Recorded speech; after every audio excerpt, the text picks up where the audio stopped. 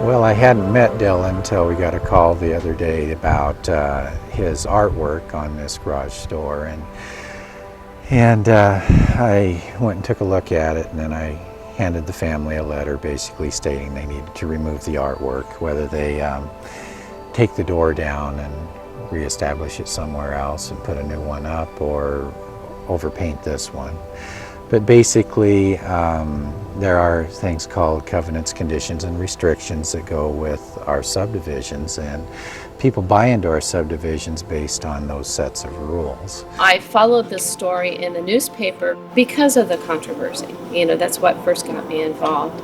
But when we saw the mural, it's a beautiful piece of art. And so we bought it because we loved the artwork. What I know about the story is that Dylan entered an art contest in Cricket magazine that was basically designing and painting a garage door.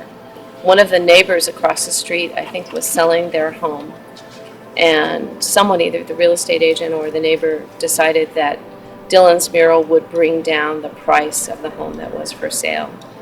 And Dylan and his family were told they should paint over the mural.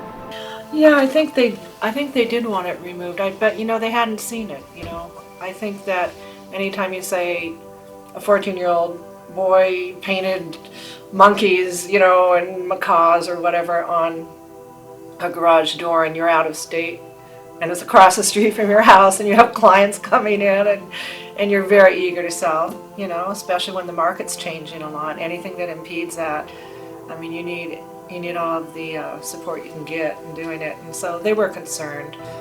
Kind of how I saw that story is, it was like, a kid in his art project against, like, the callousness of the real estate market, and that was kind of the beauty of it, that, you always think of Ashland as being an art town, and there's a lot of other people that think of it as being a real estate town, and those two things really kind of came to heads with Dylan's mural.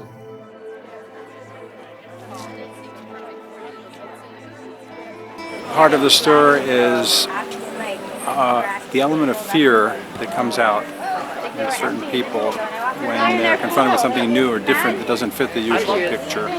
We could make things skyrocket. The value of their neighborhood might skyrocket if everyone went and painted their garage doors. I think it represents something bigger than just a mural. It represents conformity versus creativity. It represents freedom of expressions and the expression of the soul that is also unique and doesn't want to conform.